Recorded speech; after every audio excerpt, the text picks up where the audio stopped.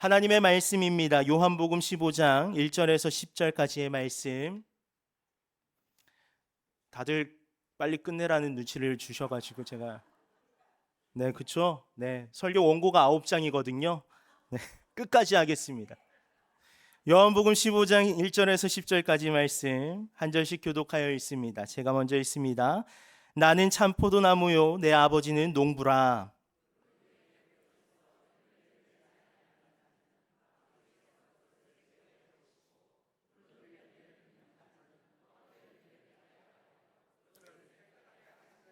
너희는 내가 일러준 말로 이미 깨끗하여졌으니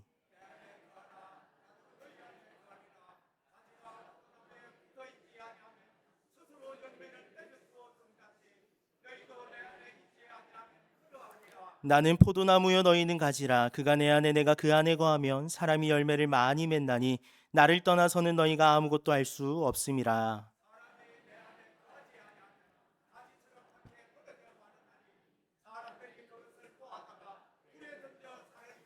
너희가 내 안에 거하고 내 말이 너희 안에 거하면 무엇이든지 원하는 대로 구하라. 그리하면 이루리라.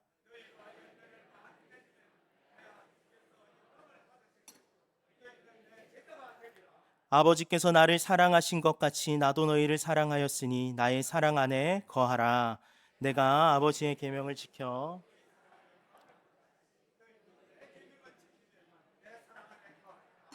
아멘. 하나님의 크신 은혜와 사랑이 이 자리에 모인 여러분 모두 위에 가득하길 주님의 이름으로 축복합니다. 제가 서울 강남에서 사역할 때 있었던 일입니다. 교사 신방을 하던 중에 있었던 일이에요. 직장을 찾아가서 짧은 점심시간 밥을 먹고 카페에 가서 커피를 포장해서 들여보내는 그런 신방이었습니다. 식사 후에 카페에 가서 음료를 고르고요. 주문을 하고 결제를 했습니다. 그리고 진동벨 하나를 건네받았어요. 이 진동벨 뭔지 아시죠? 음료가 나오면 울리는 그 진동벨 말입니다. 이걸 어디에 넣었냐면 제 호주머니에 그냥 아무 의식 없이 찔러 넣었습니다. 그리고 음료를 기다렸어요. 아주 진지한 대화가 오갔습니다. 음료가 나오길래 이거 우리 음료죠 하면서 그 음료를 가로채려고 했습니다. 근데 직원이 그러는 거예요. 진동벨 혹시 안 받으셨어요? 제가 뭐라고 대답했을까요? 네, 안 받았습니다. 직원이 약간 당황하며 아닌데 분명 드렸는데 하면서 진동으로 신호를 드렸거든요. 확인해 보세요 라고 하더라고요. 저는 아니라고 이야기하면서 제 진가방을 뒤졌습니다. 근데 어디선가부터 진동 소리가 들리는 거예요. 제 허벅지에 있었습니다. 꺼내면서 얼굴이 시뻘개져가지고 이걸 건네주면서 이렇게 말했어요. 살이 두꺼워서 죄송합니다. 신이 내린 허벅지라서 느껴지지가 않았어요. 죄송해요. 그렇게 시뻘개진 얼굴을 하면서 카페를 빠져나왔는데 함께 동행했던 교사가 이렇게 이야기하는 겁니다. 목사님, 저 진동벨 얼마일 것 같으세요? 뭐 비싸봐야 10,000원에서 20,000원 하지 않겠어요? 근데 아니랍니다. 카페에서 진동벨을 구입하면 보통 한 세트로 구입을 하게 되는데 이 한 세트가 못해도 30만 원에서 40만 원 이상 된다고 합니다. 낱개로는 잘 팔지도 않지만 어떻게 낱개로 구한다 하더라도 4만 원에서 5만 원 이상 하는 게 바로 이 진동벨이라는 거예요. 그러면서 이렇게 이야기합니다. 자기가 카페에서 일을 해봤는데 의외로 진동벨 분실이 많이 된다고. 가져가봐야 아무 소용이 없는데, 아무 쓸모가 없는데 그것을 사람들은 별거 아니라 생각하며 가져간다는 겁니다. 이 이야기를 듣고 이런 생각이 문득 들어서 핸드폰에 급하게 썼습니다. 진동벨은 카페나 식당에 있어야 가치 있게 쓰인다. 아무리 좋아 보여도 송신기가 없는 곳에선 아무 쓸모가 없다. 우리 역시 마찬가지다. 있어야 할 곳에 있어야 한다. 있어야 할 곳에 있어야 가치 있는 삶을 살아갈 수 있다. 그렇다면 우리가 있어야 할 곳은 어디인가? 우리를 가장 가치 있는 존재로 세우시고 나를 그 어떤 것보다 가치 있게 사용하시는 분은 누구신가? 예수 그리스도, 우리 주 하나님. 탕자 이야기를 모르시는 분들은 아마 없으실 겁니다. 탕자는 허랑방탕한 삶을 살았던 사람입니다. 그런데 그런 탕자가 처음부터 그러한 삶을 살았던가요? 아니요, 그렇지 않습니다. 그가 아버지 집에 거할 때는 그렇지 않았습니다. 그러나 그가 유산을 아버지께 미리 당겨받고 아버지의 집을 떠나면서부터 있어야 할 자리에 있지 않고 있어야 하지 않을 곳에 있으면서부터 그가 허랑방탕한 삶을 살아내기 시작했던 겁니다. 그의 인생은 걷잡을 수 없이 무너져 버렸습니다. 그의 인생은 파멸로 치달았습니다. 이 이야기에서 우리가 간과하는 이야기가 하나 있습니다. 그것이 무엇이냐면 있어야 할 곳에 있었던, 그곳에 머물렀던 자, 곧 탕자의 형의 모습은 어떠한가? 탕자가 집으로 돌아왔을 때 그는 동생 탕자를 극진히 맞이하시는 아버지를 향해서 나는 아버지 당신을 도저히 이해할 수 없습니다 라고 외쳤습니다. 누가복음 15장 28절에서 30절 말씀을 쉬운 성경으로 읽어드릴게요. 큰아들은 화가 나서 집으로 들어가려고 하지 않았다. 그의 아버지가 밖으로 나와 큰아들을 달랬다. 큰아들은 아버지에게 말했다. 보십시오. 저는 수년 동안 아버지를 섬겨왔습니다. 그리고 한 번도 아버지의 명을 어기지 않았습니다. 그런데 아버지께서는 한 번도 저를 위해서 친구들과 즐기라고 염소 새끼 한 마리도 주신 일이 없으십니다. 그런데 창녀들과 함께 아버지의 재산을 다 써버린 아들이 집에 돌아오니까 아버지는 그를 위해서 살찐 송아지를 잡으셨습니다. 형의 분노가 느껴지십니까? 아버지가 달래요. 아들아, 너는 항상 나와 함께 있었으니 내가 가진 것이 다 너 것 아니냐. 그러나 그의 마음은 쉽게 누그러들지 않아요. 어쩌면 탕자의 형의 몸은요, 있어야 할 곳에 있었지만 그의 마음은 아니었을지도 모릅니다.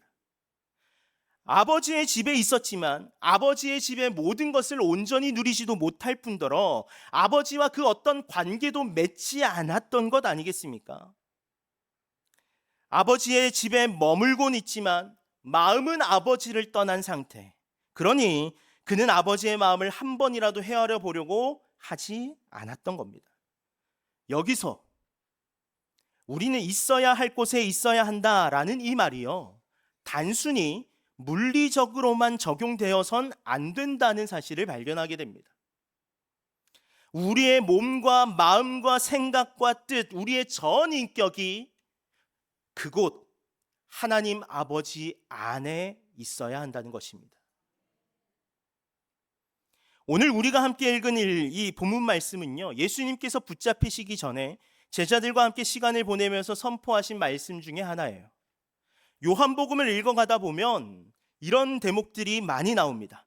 나는 무엇이다. 나는 무엇이다. 나는 생명의 떡이다. 나는 세상의 빛이다. 나는 문이다. 나는 선한 목자다. 나는 부활이요 생명이다. 나는 길이요 진리요 생명이다. 여기에 플러스 하나. 나는 참 포도나무다. 포도나무. 포도나무에 관한 이야기가 성경에 곳곳에 등장합니다. 이사야 5장 7절 말씀에는요, 만군의 여호와의 포도원은 이스라엘 족속이다 라고 이야기를 하고 있어요. 예레미야 2장 21절 말씀에는요, 내가 너를 순전한 참 종자 곧 귀한 포도나무로 심었거늘 이야기하고 있어요. 호세아 10장 1절에는 이스라엘은 열매 맺는 무성한 포도나무다 라고 이야기를 하고 있고요. 시편 80편 8절 말씀을 보면 주께서 한 포도나무를 애굽에서 가져다가 민족들을 쫓아내시고 그것을 심으셨다라고 기록하고 있습니다. 주의 깊게 살펴볼 것은 구약에서는 포도나무가 누구로 비유돼요? 이스라엘로 비유됩니다. 그런데 신약으로 들어와서 요한복음은 포도나무를 누구라고 말하고 있습니까? 예수 그리스도. 왜냐? 분명 이스라엘은 하나님께서 선택하신 포도나무입니다. 아주 극상품의 포도나무였어요. 근데 이 포도나무가 좋은 열매를 맺지 못하는 거예요. 알도 작고 시기도 하고 단맛도 나지 않는 들포도만 맺기 시작하는 겁니다. 그래서 이 포도나무로 비유된 이스라엘을 향해서 헛된 포도나무다 탄식하는 성경 구절도 있습니다. 이에 하나님께서는요, 연약한 인간만으로는 좋은 열매를 맺을 수 없으니 예수님을 참 포도나무로, 우리는 거기에 접붙임된 가지로 이야기하고 있는 것입니다. 오늘 본문에서 예수님이 이걸 잘 설명해 주고 계십니다. 아버지 하나님은 농부이시고 예수님은 참 포도나무이시고 우리는 그의 가지다. 따라서 가지인 우리가 열매 맺기 위해서는 참 포도나무인 누구에게 붙어 있어야 한다? 예수님께 붙어 있어야 한다. 예수님 안에 거해야 한다. 여러분, 요한복음 15장의 비밀을 하나 알려드릴까요? 궁금하면 500원. 요한복음 15장에는 거하라 라고 하는 이 말이요, 11번 등장합니다. 여기서 거하라 라는 말은요, 이미 있는 그 자리에 머물러 있어라 라는 뜻이에요. 예수님을 떠나지 말고 붙어 있어야 할 곳에 붙어 있으라 말하고 계시는 겁니다. 내 안에 거하라, 나에게 붙어 있어라, 그리하면 너희가 열매를 맺으리라. 열매 맺는 다른 방법을 설명하지 않으셨습니다. 좋은 비료를 많이 먹어야 해, 많은 물을 마셔야 해, 좋은 햇빛을 받아야 해, 이런 것에 대해서 단 한 번도 이야기하지 않으십니다. 이야기하고 있는 것은 단 하나, 어디에 붙어 있으라? 예수님께 붙어 있으라. 그래야 무엇을 맺는다고요? 열매를 맺는다. 가지는요, 나무를 떠나선 열매를 맺을 수 없습니다.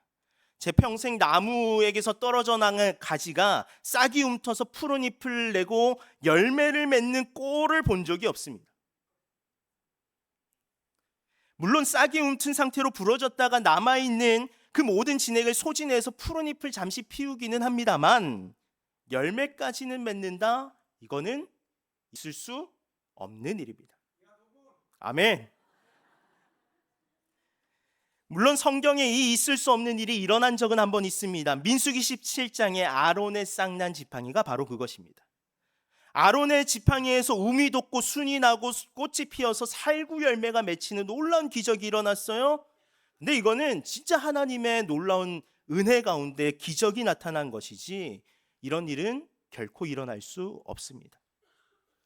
예수님은 이 자연 법칙이 우리에게도 동일하게 적용되어진다고 말씀하십니다. 포도나무에서 가지가 떨어져 나가면 열매를 맺지 못하는 것과 같이 너희가 내 안에 거하지 아니하면 열매를 맺을 수 없다. 그런데 우린 이 말씀을 너무나도 잘 알고 많이 듣고 잘 이해하고 있지만 참 포도나무이신 예수님께 붙어 있으려고 하는 노력보다 열매를 맺는 삶에 대한 초점에만 모든 시선과 모든 마음이 가 있는 것을 발견할 수 있지 않습니까? 이렇게 하면 열매를 맺을 수 있나? 저렇게 하면 열매를 맺을 수 있을까? 누구는 이렇게 했더니 열매를 맺더라. 누구는 저렇게 했더니 은혜를 누리며 살아가더라 하며 이것저것 여러 가지 것들을 다 시도를 해보는 겁니다. 교회 안에서 정말 헌신적으로 봉사해보기도 하고 정말 할 수 있는 온갖 노력들을 다 해보는 거예요. 그런데 열매가 맺혀지던가요?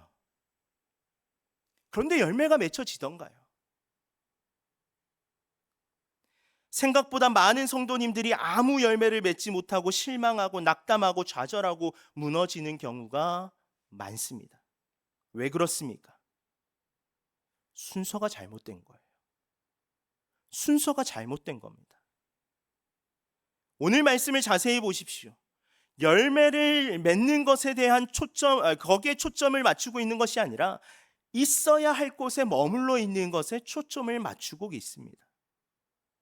이 말은 열매를 맺기 위해서 노력하는 삶이 아니라 우리 안에 끊임없이 예수님께 붙어 있으려고 하는 노력, 애씀, 열심히 있어야 한다는 것을 강조하고 있는 거예요.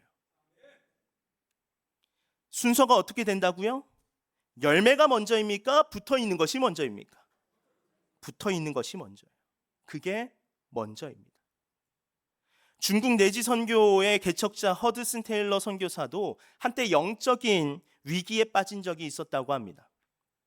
중국 내지 선교회가 활성화됨에 따라서 그의 책임이 막중해졌고요. 처리해야 할 일들은 많아지는데 동력자가 없는 거예요. 돈도 없습니다. 그래서 몸과 마음이 지쳐가고 있었습니다. 뿐만 아니라 너무나도 바쁜 나머지 하나님의 말씀을 가까이 하며 하나님과 교제하려고 하는 그 모든 시간들이 사라져 버렸습니다. 그러던 어느 날 친구인 맥카디 형제가 허드슨 테일러에게 편지를 써요. 그 편지에 이렇게 기록되어 있었습니다. 믿음은 구하기 위해 애쓰는 것이 아니고 미쁘신 분 안에서 쉬는 겁니다. 이거 명언입니다. 적으세요, 빨리. 다시 불러드릴게요.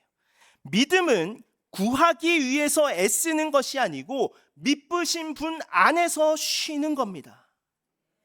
이 말과 함께 요한복음 15장 5절 말씀을 써 내려갔다고 합니다. 나는 포도나무요 너희는 가지라. 그가 내 안에 내가 그 안에 거하면 사람이 열매를 많이 맺나니.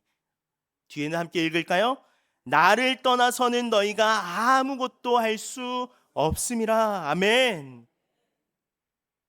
이 편지를 받아본 허드슨 테일러 선교사가 무릎을 탁 하고 칩니다. 큰 깨달음이 오게 된 거예요. 그렇지, 지금까지는 내 시선이 어디를 향해 있었는가? 내 마음이 어디에 머물러 있었는가? 그러면서 이렇게 고백합니다. 포도나무 가지는 어떻게 열매 맺는가? 햇빛과 공기를 얻고자 부단히 노력한 결과도 아니고, 꽃에는 아름다움을, 잎에는 푸르름을 주는 생명의 기운을 얻고자 노력한 결과도 아니다. 단순히 나무의 본체에 순종해 그것과 하나 된 결과이다.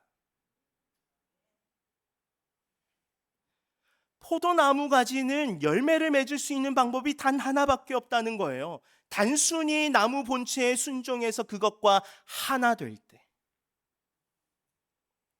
그는 이 말씀을 붙들고 열매 맺기 위해서 노력하는 것이 아니라 날마다 주님 안에 거하는 삶을 살아가기 위해서 노력하기 시작합니다. 그러자 하나님께서 허락하시는 놀라운 은혜가 그의 사역 가운데 부어지기 시작했고 그 사역이 확장되어져 가였다라고 기록하고 있습니다. 열매는 붙어 있어야 할 곳에 붙어 있을 때 맺혀지는 겁니다. 있어야 할 곳에 있을 때 우리는 열매 맺는 삶을 살아낼 수 있는 거예요. 이제 우리는 자연스럽게 이 질문 앞에 서게 됩니다. 그럼 어떻게 하면 붙어 있을 수 있는가? 신명기 4장 4절 말씀에 보면 모세가 이스라엘 백성들에게 이렇게 이야기합니다. 오직 너희의 하나님 여호와께 붙어 떠나지 않은 너희는 오늘까지 다 생존하였느니라. 출애굽한 이스라엘 백성들이 온전히 다 가나안 땅으로 들어갔던가요? 그렇지 않습니다. 그들은 가나안 땅으로 이동해 가면서 참 많은 일들을 겪게 돼요. 그리고 많은 죄악들을 저지르게 되었고요. 때에 따라서 하나님의 심판을 경험해야만 했습니다. 그로 인해서 많은 사람들이 광야에서 목숨을 잃게 되었습니다. 그런 와중에 신실하게 하나님께 붙어 있던 자들이 있었다라는 고백입니다. 그들이 어떤 자들입니까? 하나님 말씀에 온전히 순종한 사람들. 이방인들의 유혹이 있어도 흔들리지 아니하고 하나님의 말씀을 지키기 위해서 몸부림쳤던 자들, 실수로 죄악을 저질렀다 할지라도 하나님 말씀 앞에 엎드려 회개하며 돌이켰던 자들, 그런 자들이 하나님께 끝까지 붙어 있어 생존했던 자들 아니겠습니까? 오늘 본문에서도 분명하게 이걸 기록하고 있습니다. 7절 상반절 말씀을 보시면요, 너희가 내 안에 거하고 내 말이 너희 안에 거하며. 내 말이 어디 안에 거하면? 너희 안에 거하며. 10절 말씀도 함께 읽어보실까요?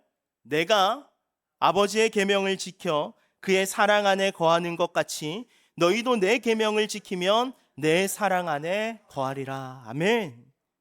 너희도 내 계명을 지키면 내 사랑 안에 거하리라. 결국 예수님께 붙어 있기 위해서, 우리가 있어야 할 곳에 있기 위해서 우리가 해야 할 일이 무엇이라고요? 하나님의 말씀을 붙들어야 된다.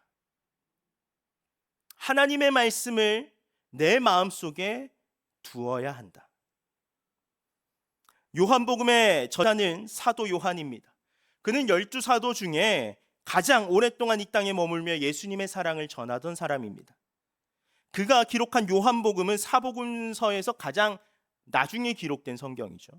그가 기록한 요한복음, 이 요한복음은요, 많은 그리스도인들이 핍박과 조롱과 멸시를 당하고 죽임당하던 시대, 앞으로 이러한 일들이 일어날 것을 예측한 요한이 써내려간 편지와도 같은 성경입니다. 자신의 제자들 그리고 많은 그리스도인들을 향해서 예수님께서 하셨던 말씀을 들려주면서 그들의 삶을 응원해주고 있는 거예요. 어렵고 지치고 포기하고 싶고 힘들어서 낙담하고 있는 너희들, 내가 너희들을 그 누구보다 사랑해. 내가 너희를 그 누구보다 아끼고 있어. 그러니 얘들아, 하나님 말씀 안에 거해야 돼. 하나님 말씀이 너희를 은혜 가운데로 이끌고 너희를 승리 가운데로 이끌고 너희의 인생을 놀랍도록 은혜롭게 해줄 거야. 주님의 말씀이 너희 안에 거하고 내 말이 너희 안에 거하면 어떻게 된다고요? 주님이 함께 하신다. 오늘 우리가 살아가고 있는 삶 속에도 요한은 이렇게 도전하고 있습니다. 말씀을 붙들고 살아가는 삶, 그 말씀을 주야로 묵상하며 그 안에 기록된 대로 지켜 행하는 삶, 그 삶이야말로 주님께 붙어있는 삶이다 라고 말이죠. 수많은 경건서적의 대가로 불리는 앤드류 머레이는 나를 믿지 말고 예수를 믿어라 라는 책에서 이렇게 기록하고 있습니다. 열매가 맺히느냐 안 맺히느냐는 인간의 능력이 아니라 하나님의 신실하심에 달려있다. 인간의 의무는 기도하는 마음으로 하나님의 말씀을 소중히 간직해 열매 맺을 장소를 마음에 마련해 두는 것이다. 기도하는 마음으로 하나님의 말씀을 소중히 간직하여 열매 맺을 수 있는 마음에 두는 것, 그것이 주님 안에 붙어 있는 삶이다라고 이야기하고 있는 것입니다. 근데 때때로 연약한 인간이라 하나님의 말씀을 붙들고 살아가는 것이 힘들 때가 너무나도 많습니다. 그런데 이러한 때에 옆에서 끌어주고 밀어주고 함께 말씀을 나눌 수 있는 그런 성도들이 함께 있다면 얼마나 좋을까요? 제가 듣기로 어성팀이 그러했다고 하더라고요. 조별로 나뉘어져 가지고 매일마다 성경 읽어야 될 본문들을 전해주고 함께 읽고 읽었음을 표시하고 나누고, 멋지지 않습니까? 이 얼마나 아름다운 일입니까? 성경 읽는 것이 쉬운 일이 아닌데 그 쉬운 일이 아닌 것을 쉬운 일로 바꿔간 거예요. 서로를 존중하고 밀어주고 끌어주고, 때로는 말씀을 읽기 싫은 날에도 조별 그룹 안에서 말씀을 읽어가니까 어떻게 해요? 펴야 되는 거죠. 그러니까 그렇죠. 그런 공동체 안에 속해 있다면 승리는 보장된 것이나 다름없습니다. 분명히 기억하시길 바랍니다.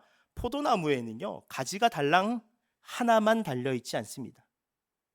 수없이 많은 가지가 한 포도나무에서 뻗어나와서 포도나무로부터 영양분을 공급받고 그 영양분을 가지고 열매를 맺는 거예요. 말씀을 지키며 살아가는 삶은 나만 하는 것이 절대 아니라는 겁니다. 그래서 하나님께서 우리에게 허락하신 공동체가 바로 어디입니까? 교회입니다. 사도 바울은 고린도전서 12장 27절 말씀에 이렇게 기록합니다. 함께 읽습니다. 너희는 그리스도의 몸이요 지체의 각 부분이라. 아멘. 우리는 예수님을 중심으로 서로 연결되어 있는 유기체적 공동체라는 겁니다. 우리는 이 공동체 안에서 서로를 돌아보며 일으켜 세워주고 권면하기도 하고 때론 지적하기도 하고 바르게 설 수 있도록 돕기도 하는 일들을 감당해야 합니다. 함께 말씀을 나누고 고민을 나누고 서로 섬기는 일들을 감당해야 되는 거예요. 그때 비로소 이 교회가 아름답게 세워져 갈 수 있는 겁니다. 여러분, 새벽마다 공동체 성경 읽기 영상 받아보고 계시죠? 아닙니까? 구역장님들 뭐 하시는 겁니까?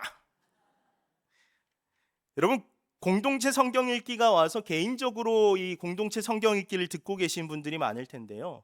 이 공동체 성경 읽기를 어떻게 하면 더 은혜가 가득할 수 있냐면 함께 성경 읽기 그룹을 만드는 겁니다. 3명 또는 4명, 많으면 5명, 6명. 구역에서도 함께 하셔도 됩니다. 카톡방을 만들어서 그날 들은 말씀을 가지고 묵상을 하고 그 묵상한 것들 서로 나누면서 은혜를 공유하는 거예요. 이게 너무 지루할 때는 한 사람이 성경을 쭉 읽어서 녹음을 해요. 그리고 공유를 하면서 서로의 목소리로 녹음된 성경 말씀을 읽고 도전받는 일들도 하시면 굉장히 좋습니다. 여기까지는 정말 쉽습니다. 여기서 한 걸음 더 들어가셔야 돼요. 일주일에 한 번 정도는 모여서 그날 읽을 말씀을 함께 듣고 읽고 그 자리에서 말씀을 나누고 묵상한 것들을 서로 공유하며 서로 축복해주고 격려해주고 기도해주는 시간을 가져보십시오. 때로는 팀원들이 힘들어한다면 그 팀원들을 위해서 그 직장이나 가정으로 가서 함께 이 일들을 감당해 보십시오. 근데 여러분, 이게 쉬운 일이 절대 아니죠.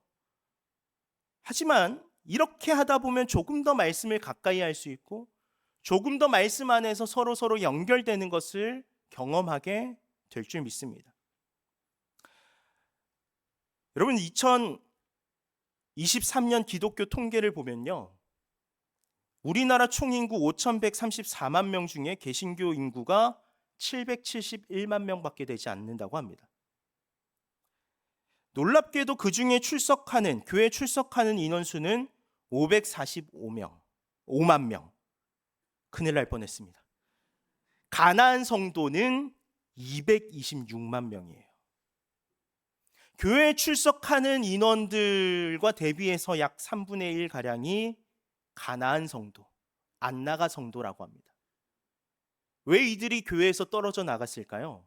물론 교회 안에 여러 가지 문제들, 때론 보기 싫은 것들, 그런 것들이 있어서 떨어져 나갔을 수도 있겠지만 코로나를 경험해서 아시잖아요. 하나님의 말씀을 제대로 읽지 않고 하나님 말씀 안에서 훈련받지 않는 사람들은 어떻게 해요? 떨어져 나갈 수밖에 없는 겁니다. 그렇게 떨어져 나간 수가 226만 명. 한 동기 목사와 예전에 대화하면서 들은 이야기입니다. 자기가 맡은 부서에 정말 모든 일에 적극적이었던 교사 한 사람이 있었습니다. 청년이에요. 사회적으로 지탄받는 교회를 바라보면서 실망하여 가나안 성도가 되기로 결심했습니다.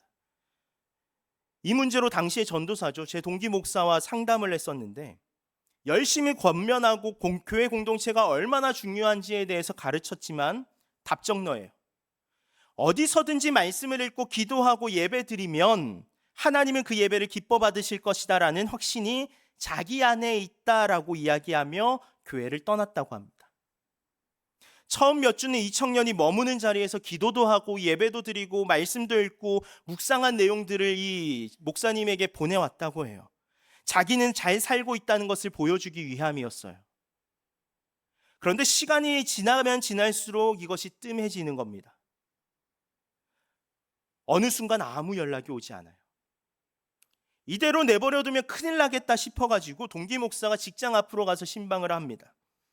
이 이야기를 듣는데 청년이 처음 몇 주는 다시금 불타오르기 시작했다고 해요.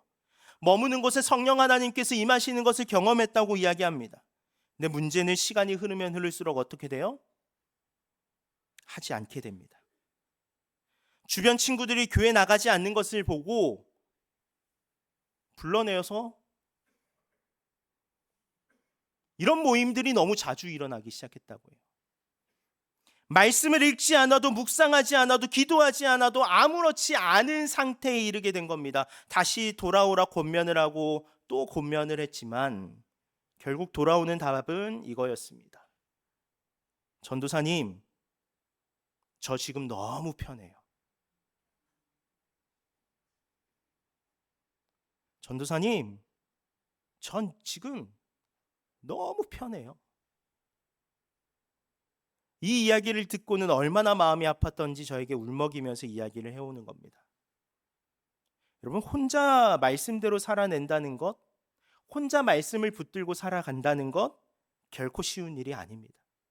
서로가 서로에게 힘이 되어주고 서로가 서로에게 위로가 되어주고 서로가 서로에게 본이 되어주는 교회, 공동체 안에서 우리는 말씀을 붙들고 살아갈 힘을 얻게 되는 겁니다.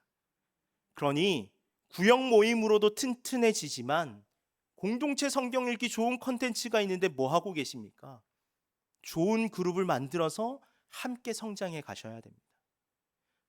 그 놀라운 일들이 우리 교회 가운데 있을 때 우리 교회는 흔들리지 않는 굳건한 반석 위에 세워지게 될 줄 믿습니다. 사랑하는 성도 여러분, 참 포도나무이신 주님께 꼭 붙어 있으시길 바랍니다. 그때 우리의 삶에는 수많은 열매가 자연히 맺어지게 될 것입니다. 오늘 본문 말씀은 가지가 포도나무에 붙어 있지 않으면 열매를 맺을 수 없듯이 우리 또한 주님 안에 거하지 않으면 열매를 맺을 수 없다 분명히 말합니다. 있어야 할 곳에 있으셔야 됩니다. 있어야 할 곳에 머물러 계셔야 됩니다. 그러기 위해서 날마다 말씀으로 주님 앞에 붙어 있는 삶을 선택하시는 저와 여러분 다 되시길 주님의 이름으로 축원합니다.